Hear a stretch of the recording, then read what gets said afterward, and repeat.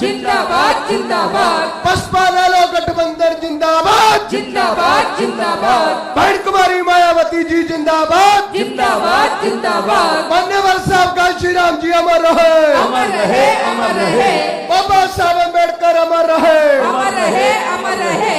श्री ओम प्रकाश चौटाला जी जिंदाबाद, जिंदाबाद जिंदाबाद, बहन कुमारी मायावती जी जिंदाबाद, जिंदाबाद जिंदाबाद, श्री आकाश रंग जी जिंदाबाद। जिंदाबाद जिंदाबाद, बहन जी आप आगे बढ़ो, हम आपके साथ हैं, बहन जी आप संघर्ष करो, हम आपके साथ हैं, बहन जी आप आगे बढ़ो। हम आपके साथ हैं, बहुजन समाज पार्टी जिंदाबाद, जिंदाबाद जिंदाबाद, बहुजन समाज पार्टी जिंदाबाद, जिंदाबाद जिंदाबाद, बहुजन समाज पार्टी जिंदाबाद, जिंदाबाद जिंदाबाद, बसपा लालो गठबंधन जिंदाबाद, जिंदाबाद जिंदाबाद, बसपा लालो गठबंधन जिंदाबाद, जिंदाबाद जिंदाबाद, चौधरी अभय सिंह चौटाला जिंदाबाद, जिंदाबाद जिंदाबाद, चौधरी ओम प्रकाश चौटाला जी जिंदाबाद, जिंदाबाद जिंदाबाद, बहन कुमारी मायावती जी जिंदाबाद, जिंदाबाद जिंदाबाद, श्री आकाश रंग जी जिंदाबाद, जिंदाबाद जिंदाबाद,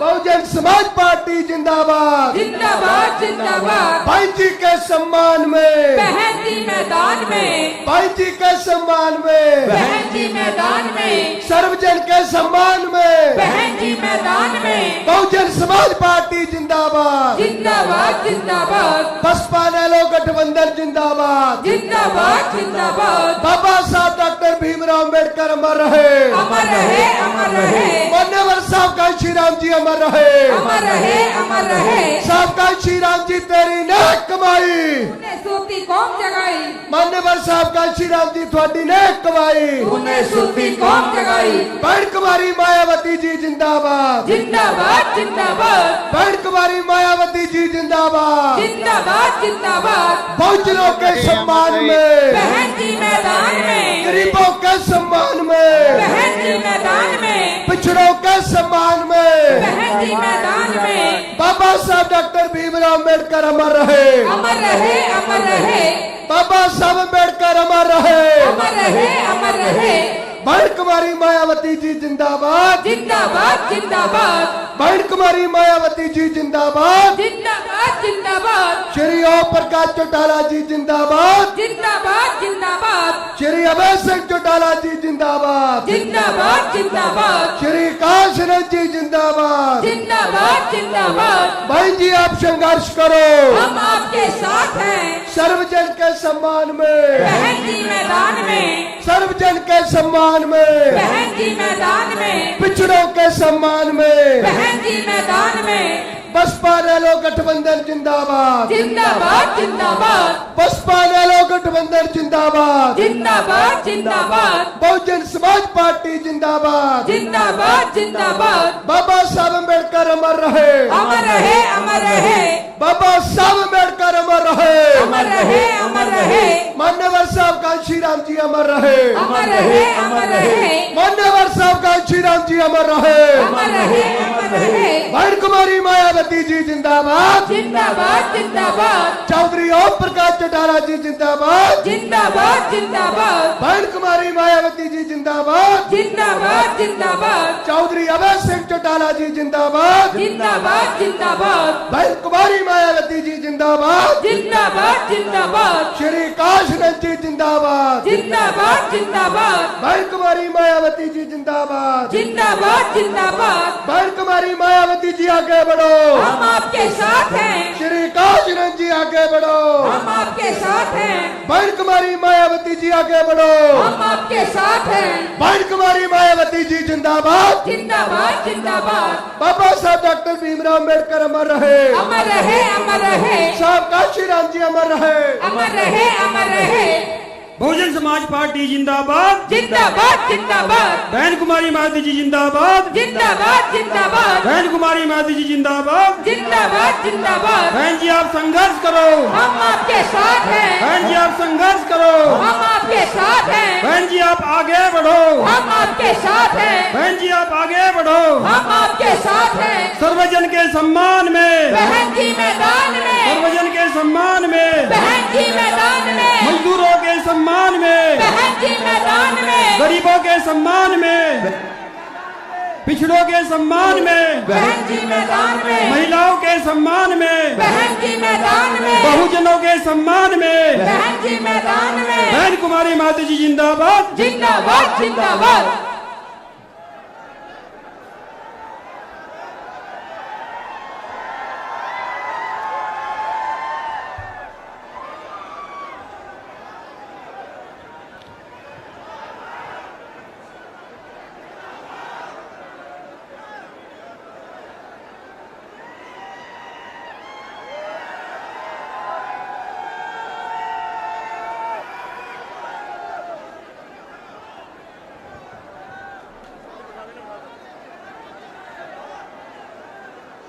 सम्मानित साथियों,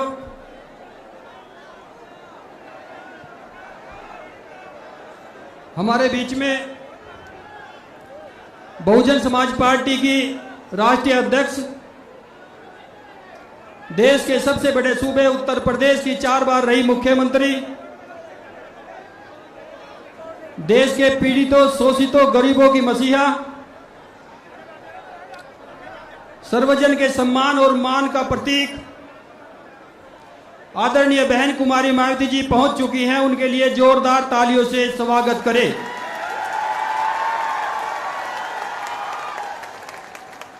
इसी कड़ी में श्री अभय सिंह चौटाला जी हमारे बीच में किसी वजह से नहीं पहुंच पाए। सम्मानित साथियों,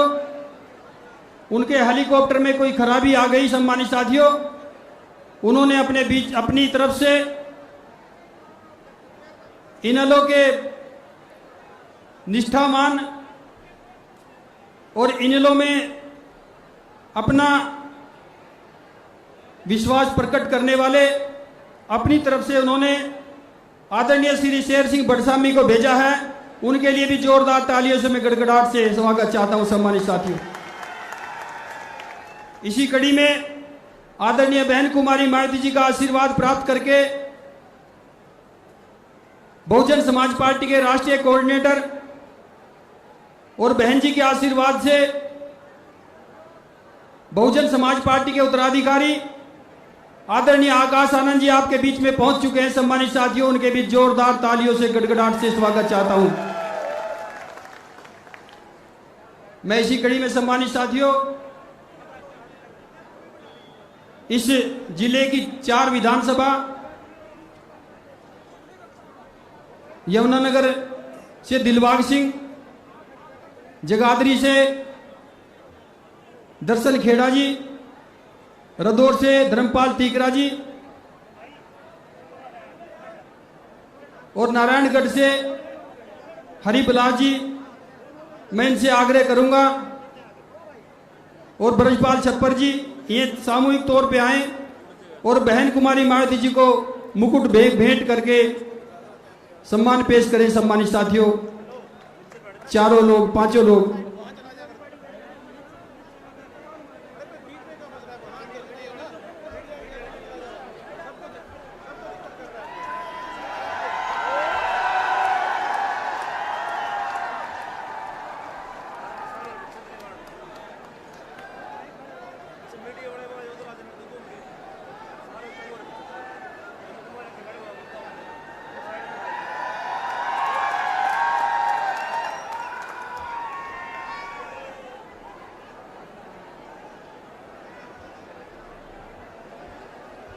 अब मैं सम्मानित साथियों इस जिले के अध्यक्ष राहुल कुमार जी और श्री गुरमुख सिंह जी से अनुरोध करूंगा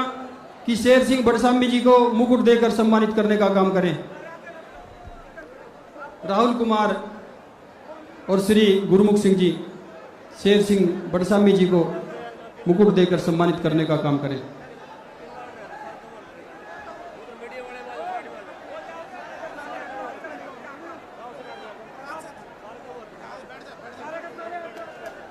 जोरदार तालियों से स्वागत करें। अब मैं इसी कड़ी में सम्मानित साथियों इस जिले में बड़ी जिम्मेदारी से काम संभाल रहे विशाल गुज्जर जी बहुजन समाज पार्टी के प्रदेश सचिव और प्रताप सिंह से आग्रह करूंगा कि आदरणीय आकाश आनंद जी को मुकुट दे करके सम्मानित करने का काम करें।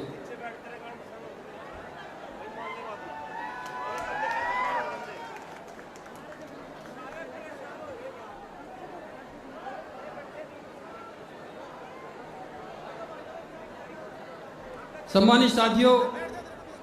मैं आदरणीय बहन जी को बुलाने से पहले इनेलो पार्टी की तरफ से अभय चौटाला जी की तरफ से भेजे गए शुभचिंतक और उनकी जगह पर सभा को संबोधित करने वाले शेर सिंह बड़सामी जी को आग्रह करूंगा कि वो आए और इस जनसभा को संबोधित करने का काम करें। शेर सिंह बड़सामी जी।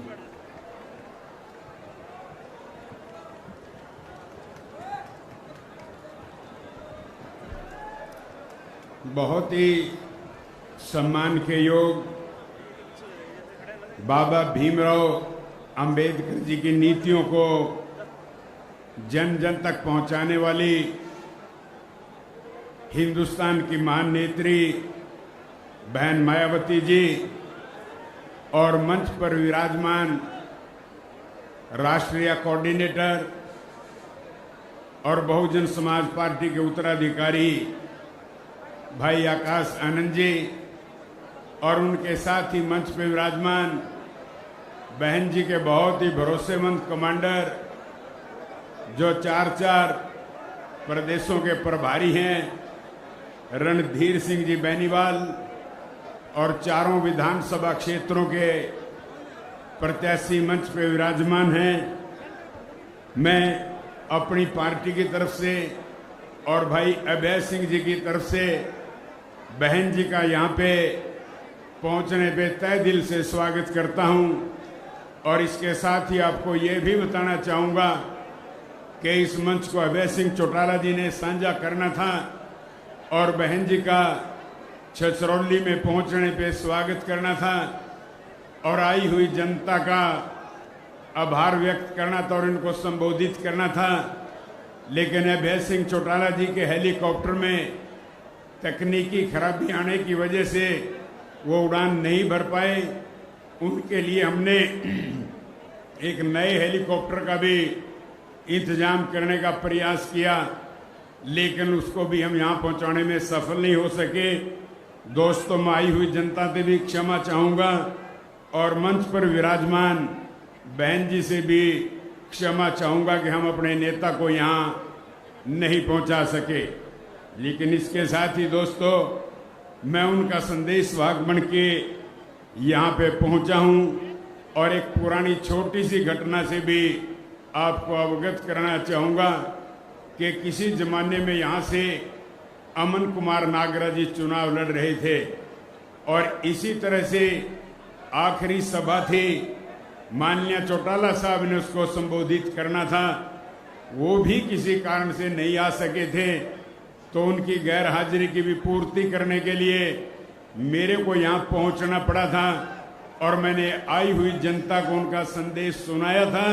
और उसी संदेश ने उनकी जीत सुनिश्चित की थी दोस्तों। और आज भी ये बता के जा रहा हूँ कि अभय सिंह जी का संदेश वाहक में बन के आया हूँ और आपको भविष्यवाणी करता हूँ कि यहाँ के 4 प्रत्याशी जीत दर्ज करेंगे दोस्तों, 4 प्रत्याशी। और जैसा कि दोस्तों आपको विदित है, हरियाणा प्रदेश के अंदर चुनाव का बिगुल बज चुका है।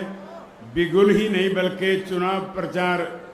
चरम सीमा पे पहुंच चुका है और हमारा देश दोस्तों प्रजातंत्र प्रणाली का देश है। प्रजातंत्र के अंदर प्रत्येक व्यक्ति की वोट की बराबर की ताकत होती है। तो मैं आपको सबसे पहले यही बताना चाहूँगा कि ये वोट का अधिकार किस व्यक्ति ने आपको दिया है। दोस्तों, उस व्यक्ति का नाम है बाबा भीमराव अंबेडकर जी, जिन्होंने आपको वोट का अधिकार देने का काम किया है।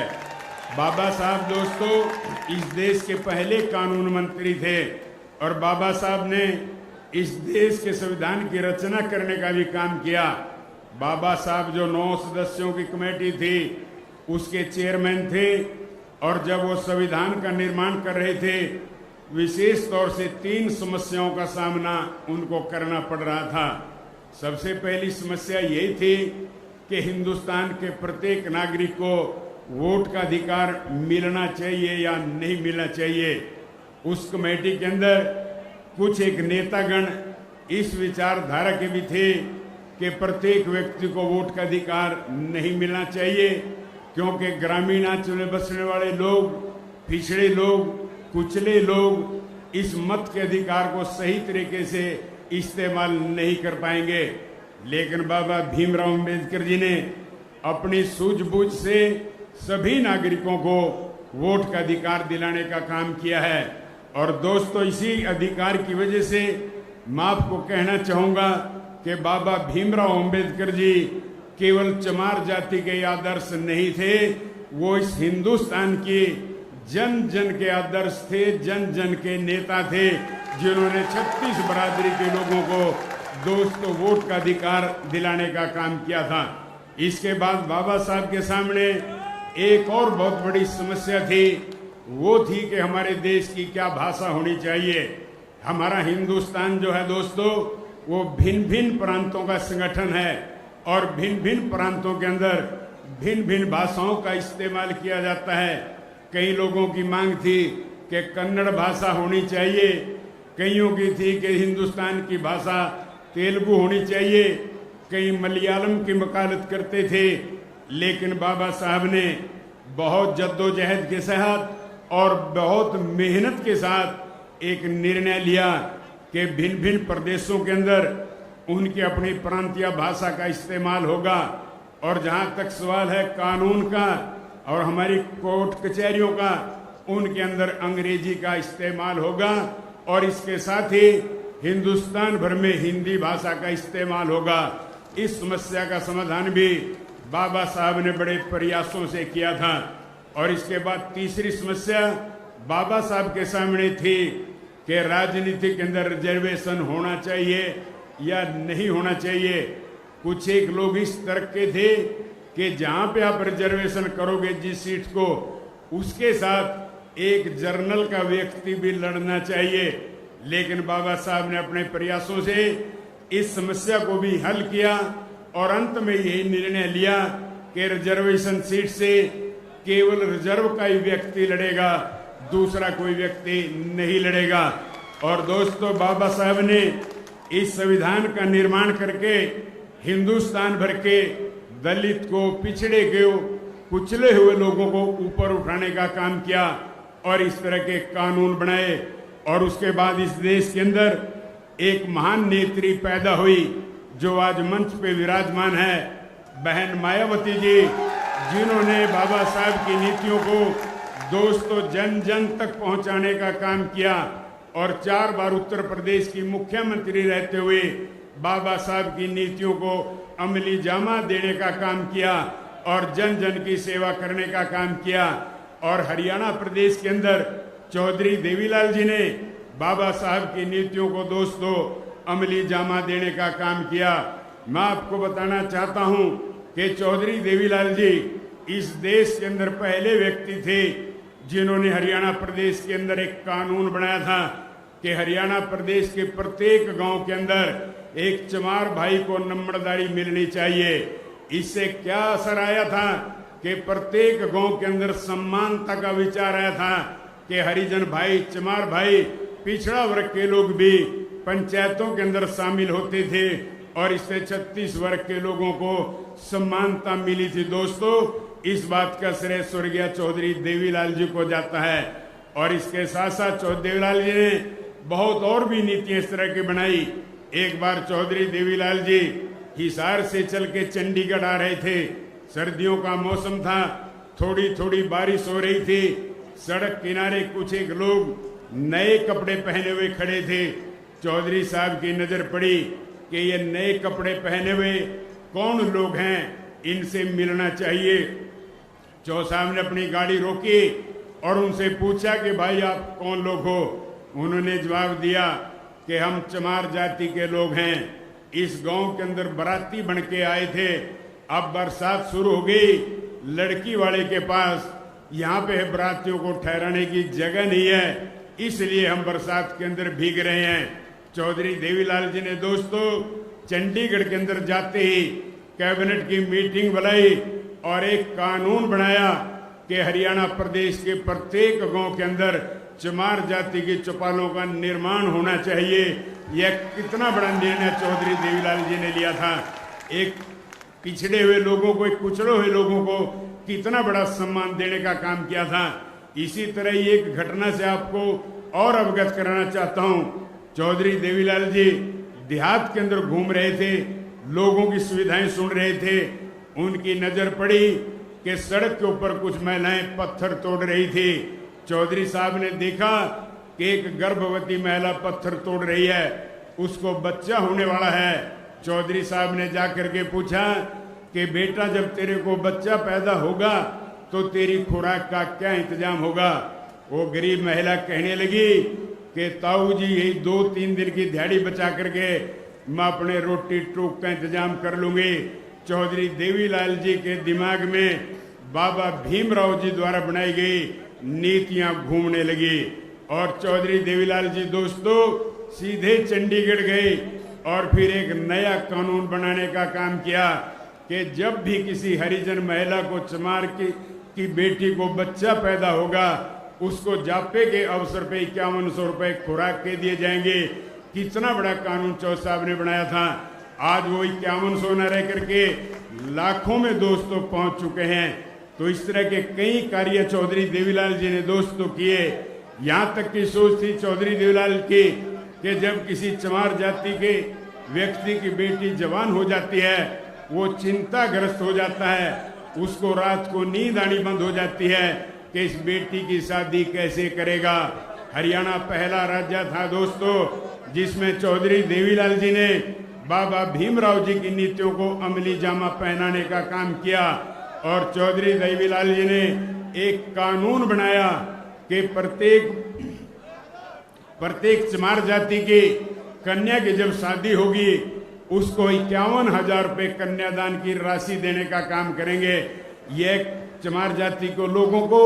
उत्थान की तरफ बढ़ाने का काम था, समानता की तरफ बढ़ाने का काम था और निरंतर चौधरी देवीलाल जी हरियाणा प्रदेश के अंदर इसी तरह से कानून बनाते रहे और पिछड़े कुचले वर्ग के लोगों को ऊपर उठाते गए। और चौधरी देवीलाल जी ने दोस्तों हरियाणा प्रदेश के अंदर पहली बार 36 बरादरी के लोगों को टिकटें देकर के 36 बरादरी के लोगों को बराबर का प्रतिनिधित्व देने का काम किया था। आज चौधरी देवीलाल जी की नीतियों का अनुसरण करते हुए हिंदुस्तान के प्रत्येक प्रांत के अंदर चाहे वहां किसी भी राजनीतिक दल की सरकारें हैं, सबने 36 बरादरी के लोगों को बराबर का प्रतिनिधित्व दिया हुआ है। दोस्तों इस सारी बात का श्रेय भी चौधरी देवीलाल जी को जाता है। और आज आपके बीच में बाबा भीमराव जी की नीतियों का और चौधरी देवीलाल जी की नीतियों का गठबंधन वोट मांगने के लिए आया है। दोस्तों इस गठबंधन को भरपूर समर्थन मिल रहा है और दूसरे दलों के लोग चिंताग्रस्त हो चुके हैं कि यह गठबंधन कितनी तेजी से बढ़ रहा है और इस सारी बात का श्रेय मंच पे विराजमान बहन जी को जाता है जिसने इस गठबंधन की नींव रखी और इस गठबंधन को आगे बढ़ाने का काम किया है। और आज भी बहन जी पूरे हरियाणा प्रदेश के अंदर घूम घूम करके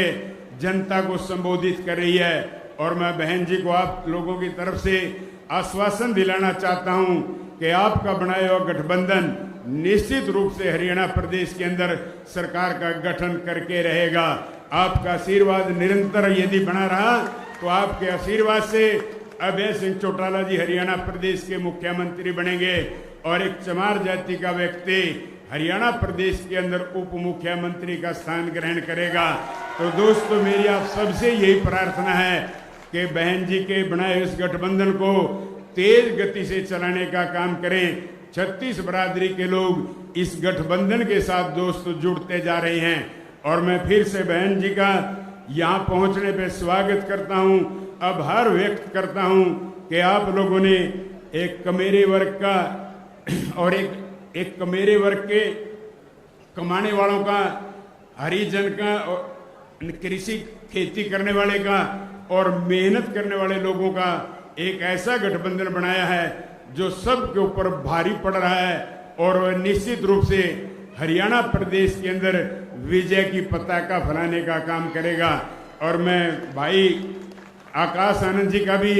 यहाँ पहुँचने पे स्वागत करता हूँ, आभार व्यक्त करता हूँ। इनसे पहले आकाश आनंद जी हमारे लाडवा विधानसभा क्षेत्र के अंदर भी समय दे चुके हैं। इनके वहाँ पहुँचने का भी हमें बहुत लाभ मिला है। मैं इनका भी आभार व्यक्त करता हूँ और सबसे ज़्यादा आभार व्यक्त करता हूँ बहन जी के कमांडर रणधीर सिंह बेनीवाल जी का, जो दिन रात जुटे हुए हैं। उन्हें किसी सवारी की जरूरत नहीं है, पैदल भी चलते रहते हैं, मोटरसाइकिल पे भी चलते रहते हैं। और मैं ये भी बहन जी को बताना चाहूँगा कि इस गठबंधन से हमें बहुत कुछ सीखने को मिला है। आपके जो कार्यकर्ता हैं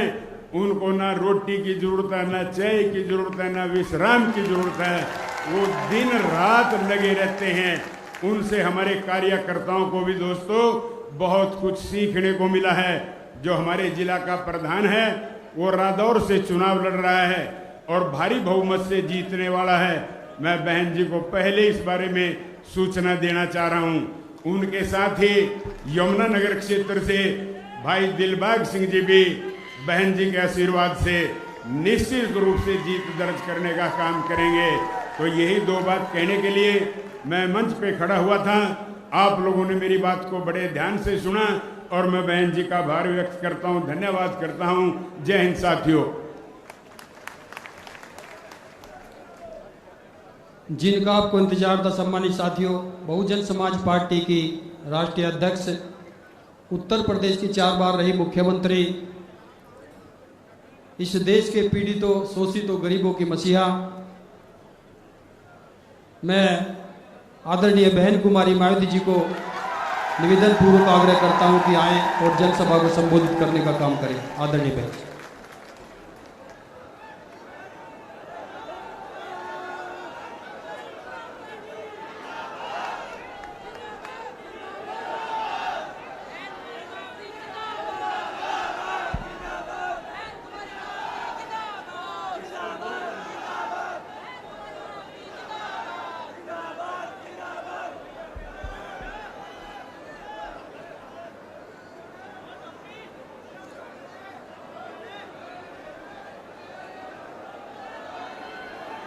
चुनावी जनसभा में इकट्ठा हुए बहुजन समाज पार्टी व भारतीय राष्ट्रीय लोकदल के बने इस गठबंधन के सभी छोटे बड़े पदाधिकारी, नेता एवं कार्यकर्तागण, आज आप लोग यहाँ हरियाणा प्रदेश में विधानसभा के लिए हो रहे आम चुनाव में अपने गठबंधन के उम्मीदवारों के समर्थन में हमें सुनने के लिए यहाँ भारी संख्या में इकट्ठा हुए हैं। तो उसके लिए मैं आप सभी लोगों का हार्दिक दिल से आभार प्रकट करती हूँ,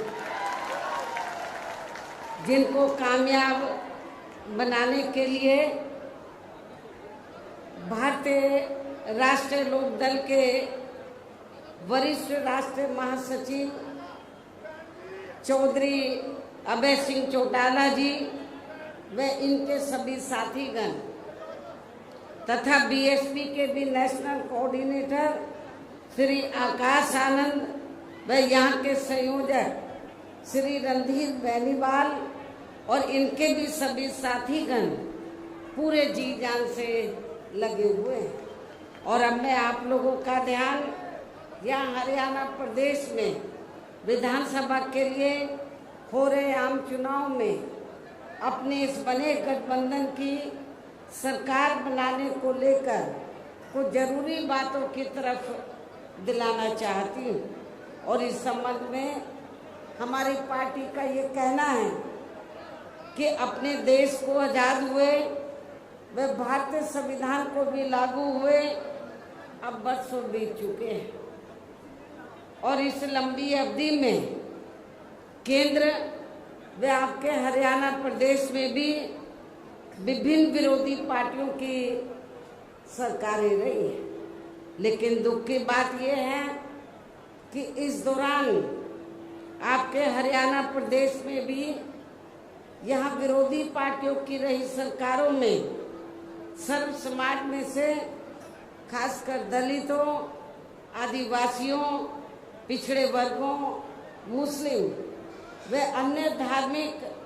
अल्पसंख्यकों के साथ साथ गरीबों, मजदूरों, किसानों, व्यापारियों एवं अन्य मेहनतकश लोगों का भी पूर्ण रूप से विकास व उत्थान आदि नहीं हो सका, जिनकी सरकारों की गलत नीतियों एवं गलत कार्य प्रणाली आदि को अभी नहीं और ज़्यादा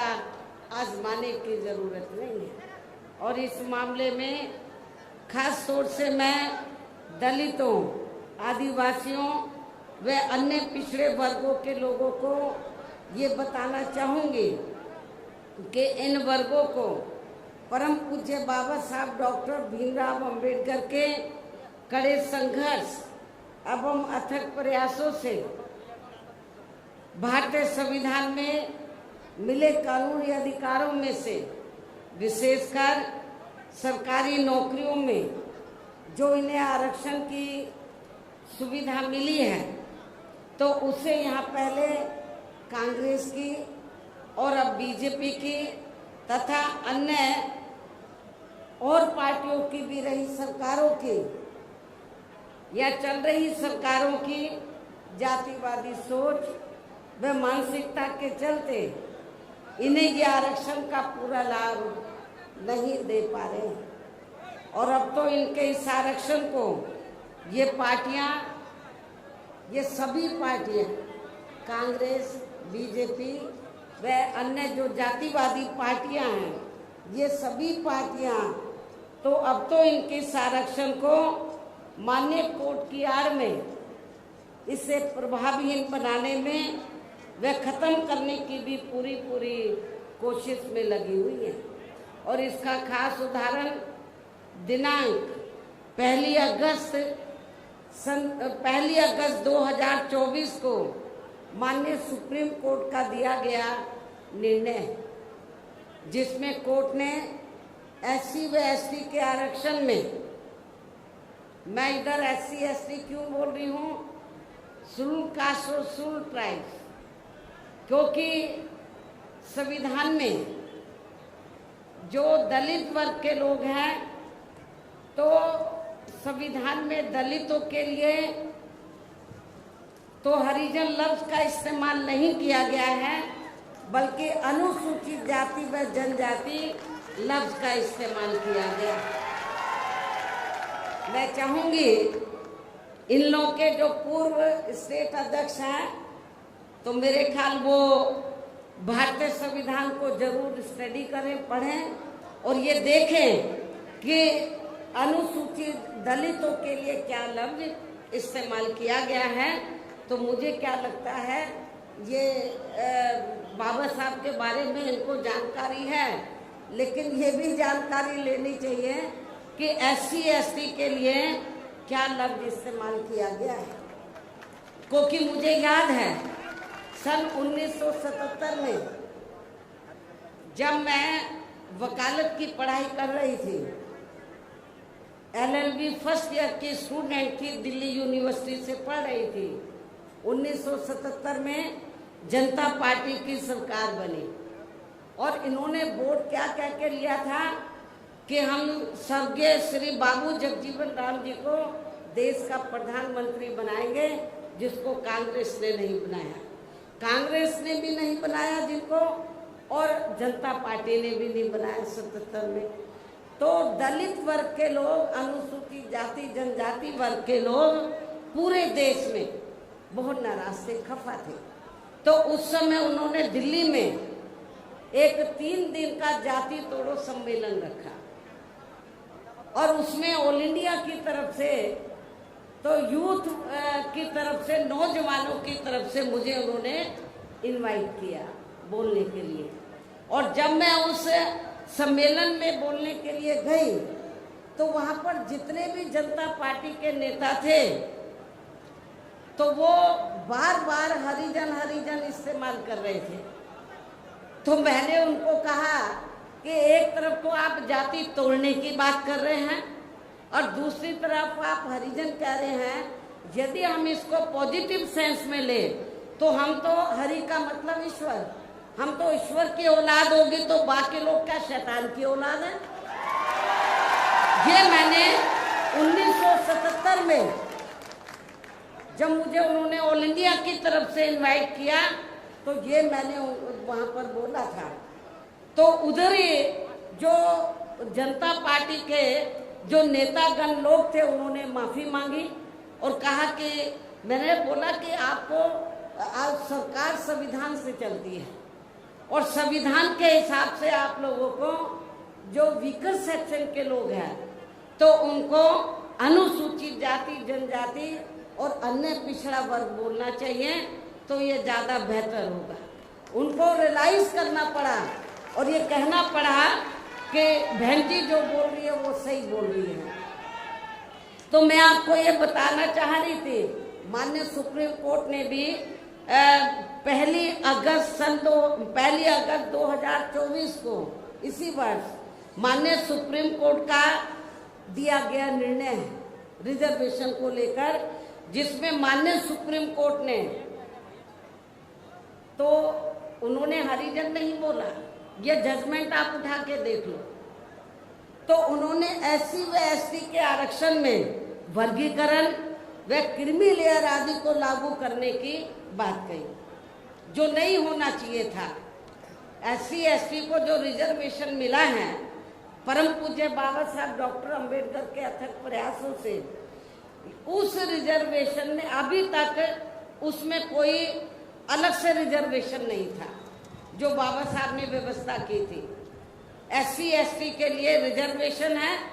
तो SC ST के लोगों को रिजर्वेशन मिलेगा, लेकिन रिजर्वेशन में से रिजर्वेशन की व्यवस्था बाबा साहब ने नहीं की थी। और रिजर्वेशन में से रिजर्वेशन का मतलब है शेड्यूल कास्ट को आपस में लड़ाना, SC ST को ये लड़ते रहे कि इसको कम मिला, इसको ज्यादा मिला है, जो ये नहीं होना चाहिए था, जो ये नहीं होना चाहिए था। लेकिन दुख की बात है कि सेंटर की ओर से बीजेपी की सरकार है, सेंटर के में उनकी ओर से सरकारी वकील खड़े हुए, कांग्रेस के भी वकील खड़े हुए और भी वकील खड़े हुए, उन्होंने माननीय सुप्रीम कोर्ट की हाँ में हाँ मिलाई, तो जिसकी वजह से तो जो देश में SC ST वर्ग के लोग हैं तो उनको आरक्षण में उनके आरक्षण में वर्गीकरण व क्रीमी लेयर आदि को लागू करने की बात उन्होंने कही, जो ठीक नहीं था। इस निर्णय से हमारी पार्टी बिल्कुल भी सहमत नहीं है। और यदि इन वर्गों के आरक्षण के मामले में केंद्र की वर्तमान भाजपा सरकार, जो बीजेपी भी कहती है कि हम आरक्षण के पक्षधर हैं, तो यदि इन वर्गों के आरक्षण के मामले में केंद्र की वर्तमान भाजपा सरकार की भी नीति व नियत साफ होती तो फिर ये सरकार माननीय सुप्रीम कोर्ट के आरक्षण को लेकर आए इस निर्णय को बिना कोई देरी किए हुए उसे निष्प्रभावी बनाने व पूर्व की स्थिति में लाने के लिए संसद का विशेष सत्र बुलाकर फिर संवैधानिक संशोधन विधेयक जरूर लाती और उसे विपक्ष को साथ में लेकर पास भी जरूर कराती। और इतना ही नहीं बल्कि इसके लिए कांग्रेस व इनके इंडिया गठबंधन ने अभी तक भी केंद्र सरकार पर कोई दबाव नहीं बनाया। ना तो केंद्र में बीजेपी की सरकार संवैधानिक संशोधन विधेयक लाई इस जजमेंट के खिलाफ, और ना ही इंडिया गठबंधन ने, बाहर तो वो दबी जबान में कहते हम आरक्षण के पक्ष में हैं, लेकिन पार्लियामेंट के अंदर उन्होंने इसके लिए कोई आवाज नहीं उठाई। और ऐसा करना तो बहुत दूर की बात रही, बल्कि इन्होंने माननीय सुप्रीम कोर्ट के इस निर्णय पर, इस आए निर्णय पर अभी तक कुछ भी खुलकर नहीं बोला है। और इस मामले में केंद्र की भाजपा सरकार व अधिकांश सभी विरोधी पार्टियां अभी तक भी चुप्पी साधे हुए हैं। यहाँ मैं ये भी बता देना चाहती हूँ कि माननीय कोर्ट ने SC ST आरक्षण में वर्गीकरण करने व क्रीमी लेयर आदि को भी लागू करने का ये कार्य अब पहले संसद के पास था, राष्ट्रपति के पास था, लेकिन अब ये कार्य भी इन्होंने राज्य सरकारों के ऊपर छोड़ दिया है। हर स्टेट में राज्य सरकारों के ऊपर छोड़ दिया है, जो वो अपने हिसाब से इसका पूरा राजनीतिक फायदा भी उठाएंगे। उनके ऊपर है किसको कितना आरक्षण देना है, SC ST में से किसको कम देना, किसको ज्यादा देना, किसको नहीं देना है। पहले संसद और पार्लियामेंट के पास ये पावर, पहले संसद और प्रेसिडेंट के पास पावर थी, लेकिन इस जजमेंट में माननीय सुप्रीम कोर्ट ने ये पावर भी राज्य सरकारों को दे दी, जो अब अपने हिसाब से इसका पूरा राजनीतिक फायदा भी उठाएंगे। साथ ही इसकी आड़ में इन वर्गों को बांटकर इन्हें आपस में भी खूब लड़ाएंगे। अर्थात अब ये पार्टियां फूट डालो वे राज करो की नीति का भरपूर फायदा उठाएंगे, जबकि संविधान के मुताबिक कि जाति को SC व ST की सूची में शामिल करना है या नहीं करना है, तो इसका ये अधिकार अभी तक केवल संसद व माननीय राष्ट्रपति जी को ही दिया हुआ था, जिसे 1 अगस्त 2024 को माननीय सुप्रीम कोर्ट के आए निर्णय के जरिए इसे अब वापस लेकर सीधे ही राज्य सरकारों को दे दिया है, जिससे अब इन वर्गों के साथ काफी नाइंसाफी होगी। अर्थात इनका भी आरक्षण ना के बराबर ही रह जाएगा। दलितों का, SC ST का, अनुसूचित जाति व जनजाति का अब ये आरक्षण ना के बराबर ही रह जाएगा। और अब तो कांग्रेस के राहुल गांधी ने भी, कांग्रेस के श्री राहुल गांधी ने भी विदेश में जाकर इनके सभी आरक्षण को आगे वक्त आने पर खत्म करने का भी ऐलान कर दिया है। इससे साफ जाहिर है कि आपका आरक्षण बहुत खतरे में है। बाबा साहब डॉक्टर अंबेडकर ने आरक्षण शेड्यूल कास्ट में जितनी जातियां आती हैं सबको दिया था। उन्होंने केवल एक जाति को नहीं दिया था, उसमें विभिन्न जातियां हैं, सब कास्टें हैं जो सामाजिक, शैक्षणिक और आर्थिक क्षेत्र में पिछड़ी हुई हैं। तो शेड्यूल कास्ट का मतलब क्या है? तो शेड्यूल बनी, इनकी एक सूची बनी, तो उसके आधार पर उन जातियों को शामिल करके तो जब ये इन लोगों को ये रिजर्वेशन दिया है SC ST में, उसमें एक ही जाति नहीं आती है, उसमें विभिन्न जातियां आती है। तो जिसका नाम क्या दिया बाबा साहब ने, एक सूची बनाई, शेड्यूल कास्ट, शेड्यूल ट्राइब्स। इसलिए इन वर्गों के लोगों को बाबा साहब डॉक्टर भीमराव अंबेडकर द्वारा जो इन्हें, इन सभी वर्गों के लोगों को SC ST में जो विभिन्न जातियां आती हैं, तो इन वर्गों के लोगों को बाबा साहब डॉक्टर भीमराव अंबेडकर द्वारा जो इन्हें आरक्षण का ये संवैधानिक अधिकार दिया है, तो इसे बचाने के लिए अब यह हरियाणा प्रदेश में हो रहे विधानसभा चुनाव में इन वर्गों को, ऐसी सभी आरक्षण विरोधी पार्टियों को अपना कतई भी वोट नहीं देना है। ऐसे आरक्षण विरोधी पार्टियों को अपना कतई भी वोट नहीं देना है जो ये पार्टियां माननीय सुप्रीम कोर्ट के आए इस निर्णय को बिल्कुल भी बदलने के लिए तैयार नजर नहीं आती है। अर्थात इस मामले में केवल ये पार्टियां इन वर्गों को गुमराह करने में ही लगी हैं। ऐसी स्थिति में अब इन वर्गों को यहाँ विधानसभा के हो रहे आम चुनाव में अपने बने इस गठबंधन की ही सरकार बनाकर इसे लागू होने से तब तक लटकाकर व रोक कर रखना है जब तक केंद्र व विपक्ष द्वारा इस निर्णय को संवैधानिक संशोधन के जरिए खत्म करके इसे पुरानी स्थिति में बहाल नहीं कर दिया जाता है। इसलिए ऐसी स्थिति में अब आप लोगों को एक तरफा अपना वोट केवल BSP व इन्हें लोग के बने अपने इस गठबंधन को ही देना है, ताकि सत्ता में आकर यहाँ आपके स्टेट में माननीय सुप्रीम कोर्ट के आए इस निर्णय पर कुछ हद तक अंकुश लगाया जा सके। इतना ही नहीं बल्कि केंद्र व राज्यों में कांग्रेस, BJP व अन्य जातिवादी पार्टियों की रही सरकारों ने इनका आरक्षण का कोटा अभी तक भी पूरा नहीं भरा है, जिसे फिर अंत में किसी न किसी रूप में सामान्य वर्गों को ही दे दिया जाता है। पदोन्नति में आरक्षण को तो इन्होंने मान्य कोर्ट की आड़ में काफी हद तक खत्म ही कर दिया है। इसके साथ ही केंद्र व राज्यों की भी सरकारों द्वारा इन वर्गों के लोगों को प्राइवेट सेक्टर में आरक्षण दिए जाने की व्यवस्था किए बिना ही इनके ज्यादातर सरकारी कार्य अब यहाँ प्राइवेट सेक्टर के जरिए ही देश के अधिकांश बड़े बड़े पूंजीपतियों व धन्ना सेठों को ही दिए जा रहे हैं, जिसके कारण आपके यहाँ हरियाणा प्रदेश से पूरे देश में अब इन वर्गों के लोगों को आरक्षण का बहुत कम ही लाभ मिल पा रहा है। और इससे अब पूरे देश में दलितों व आदिवासियों के साथ साथ अन्य पिछड़े वर्गों का भी काफी ज्यादा नुकसान हो रहा है। आपके हरियाणा प्रदेश में SC/ST की तरह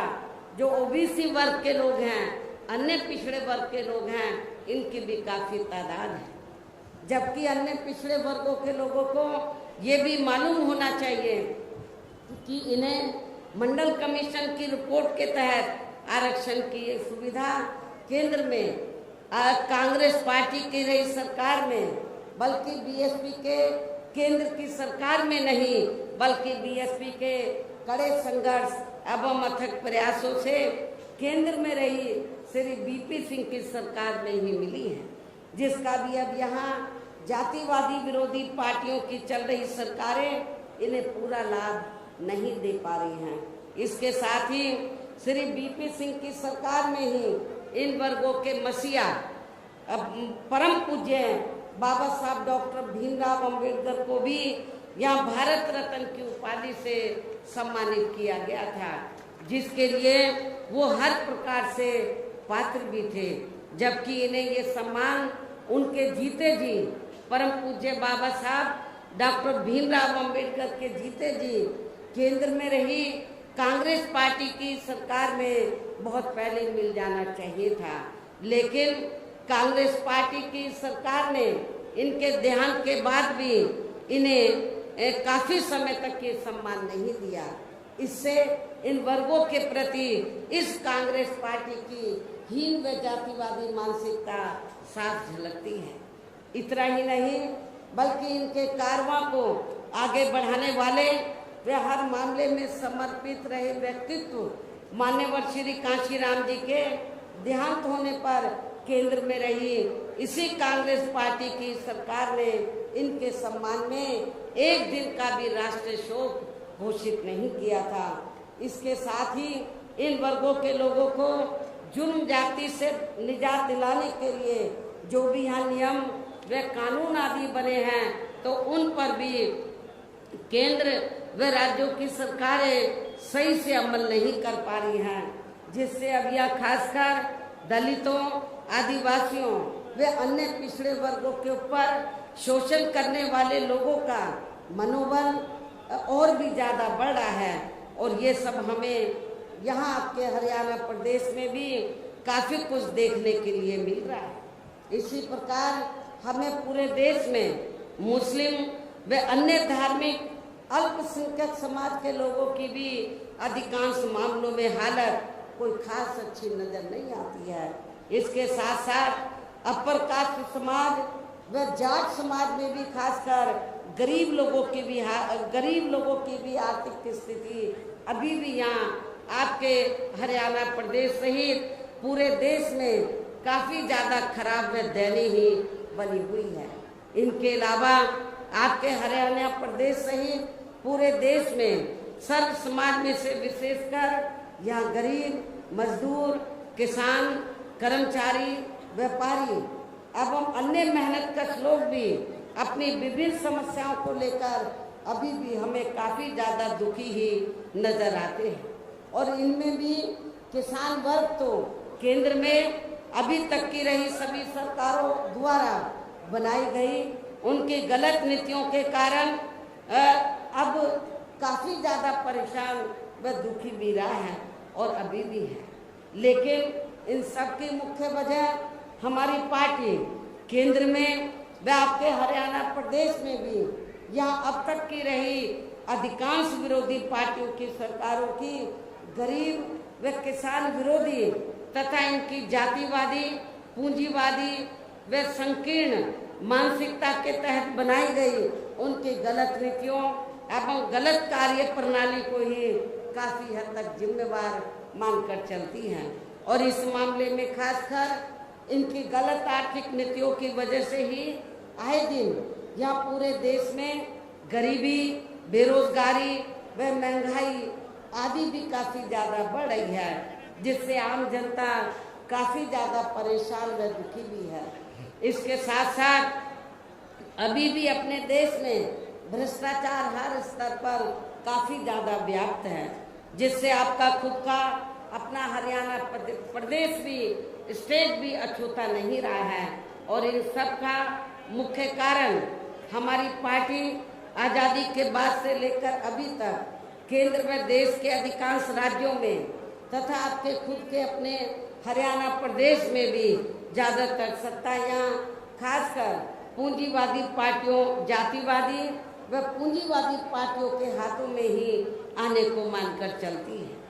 जिसके कारण ही अब पूरे देश में व आपके खुद के अपने प्रदेश में भी अभी भी हमें यहाँ सर्व समाज के लोग अधिकांश मामलों में काफी ज्यादा दुखी व परेशानी नजर आते हैं। जबकि पूरे देश में बीएसपी ही अकेली एक ऐसी पार्टी है जो विरोधी पार्टियों की तरह देश के बड़े बड़े पूंजीपतियों व धन्ना सेठों की आर्थिक मदद से नहीं बल्कि अपनी पार्टी के ही आम कार्यकर्ताओं की आर्थिक मदद से चुनाव लड़कर यहाँ केंद्र व राज्यों की भी सत्ता में आना चाहती है, ताकि हमारी पार्टी सत्ता में आने के बाद फिर बिना किसी दबाव के व आजाद होकर सर्व समाज के लोगों की सभी समस्याओं का समाधान करके उन्हें हर मामले में व हर स्तर पर खुशहाल बना सके। और इसी आधार पर चलकर ही आबादी के हिसाब से देश के सबसे बड़े प्रदेश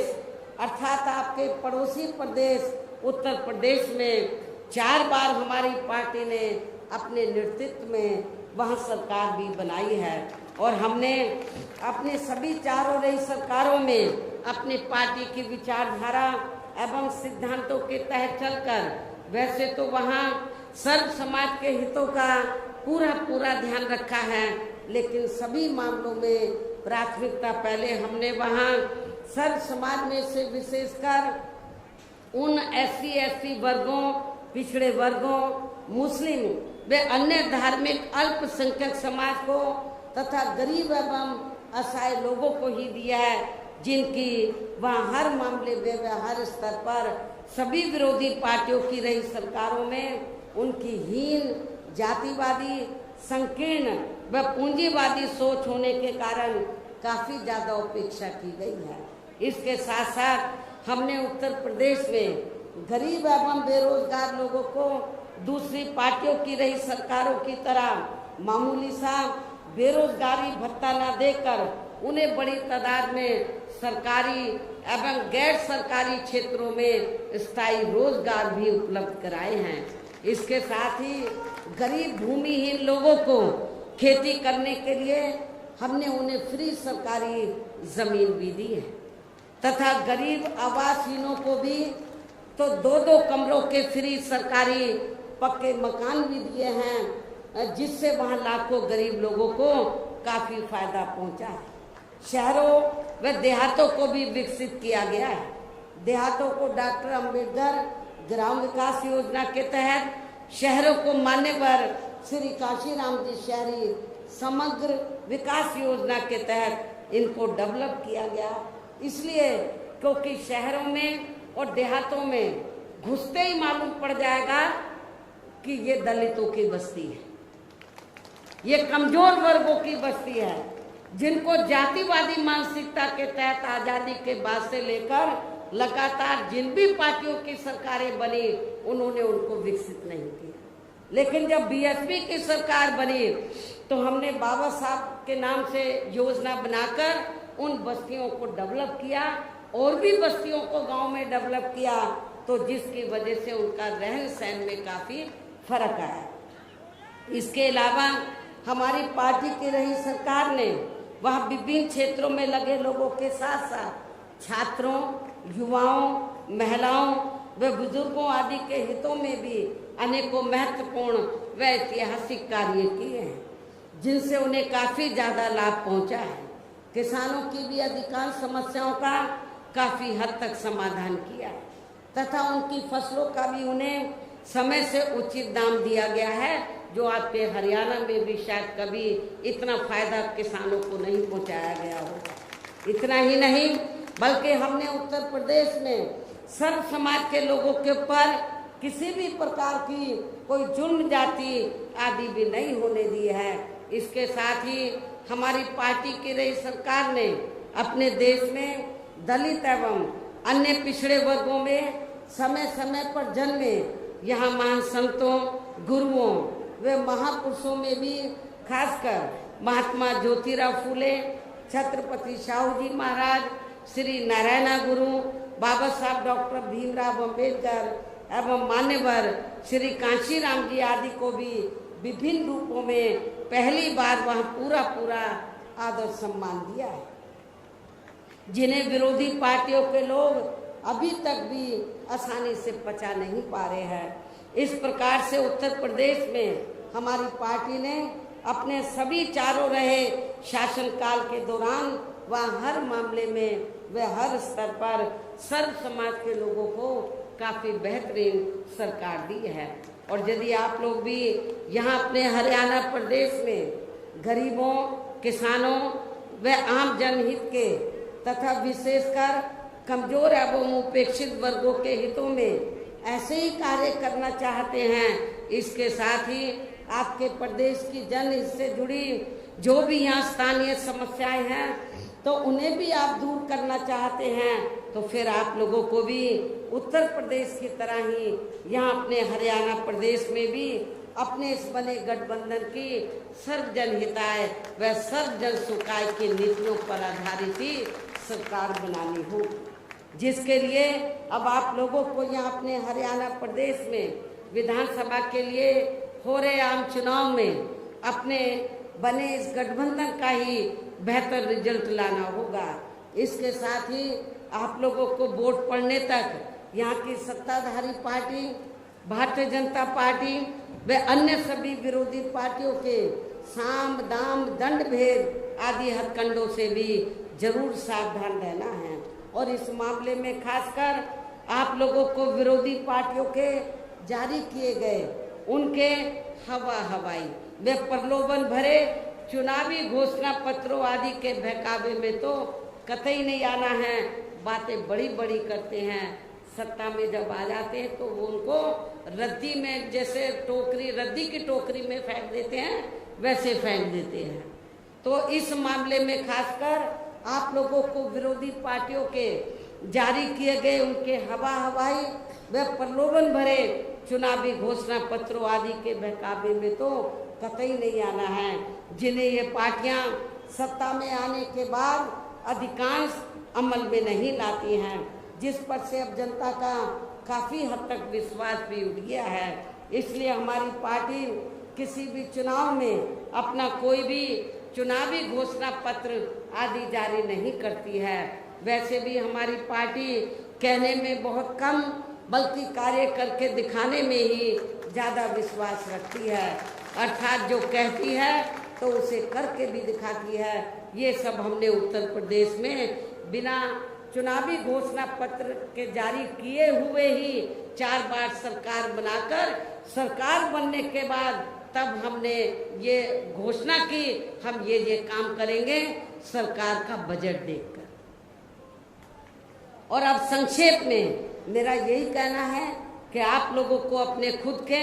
व अपने हरियाणा प्रदेश के भी हित में यहाँ बीएसपी व इनेलो के बने अपने इस गठबंधन की ही सरकार बनाना बहुत ज़रूरी है। और अब आप लोगों को अपने इस गठबंधन के ही उम्मीदवारों को ज़्यादा से ज़्यादा कामयाब बनाना है, जिसके लिए बीएसपी के उम्मीदवारों को हाथी चुनाव चिन्ह के सामने वाले बटन को दबाकर तथा राष्ट्रीय लोकदल के उम्मीदवारों को चश्मा चुनाव चिन्ह के सामने वाले बटन को दबा के उन्हें जरूर जिताना है। इस प्रकार से आप लोगों को अपने बने इस गठबंधन की ही पूर्ण बहुमत की सरकार बनाना है और सरकार बनने पर फिर गठबंधन की ओर से आपके हरियाणा प्रदेश का मुख्यमंत्री चौधरी श्री अभय चौटाला जी को ही बनाया जाएगा, जिनको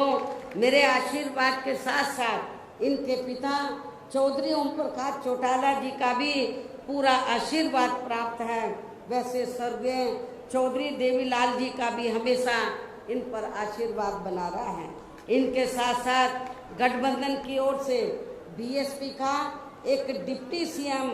दलित वर्ग का अम्बेडकर वाली दलित वर्ग का तथा दूसरा डिप्टी सीएम